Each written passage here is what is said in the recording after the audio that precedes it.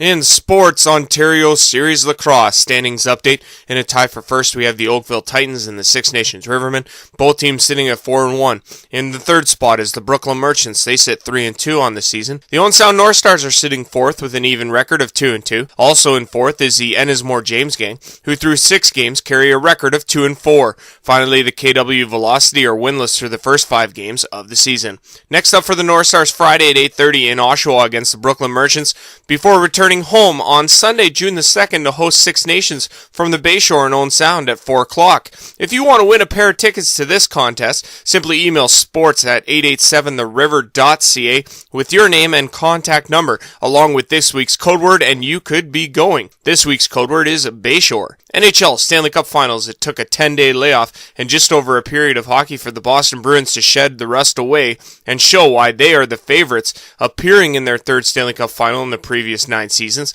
After the St. Louis Blues built a 2-0 lead, it seemed to wake the Bruins up as they scored the next 4 unanswered, including an empty netter late in the third period to take Game 1 4-2.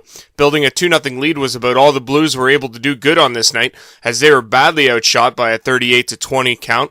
Bruins going 1 for 5 on the power play, while St. Louis was 0 for 2. Bruins also holding an edge in the faceoff circle, winning 54% of the draws. Game 2 of this series goes Wednesday night at 8 o'clock in Boston. NBA Finals are almost here, as Games 1 and 2 go from Toronto between the Raptors and the Golden State Warriors. Game 1 goes Thursday night at 9 o'clock. One thing I happen to notice is the start times for these games were obviously set keeping the California Warriors in mind.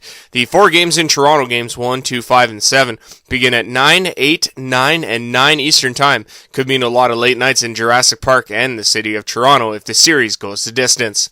That's all for sports. I'm Andrew Rogers for 88.7 The River.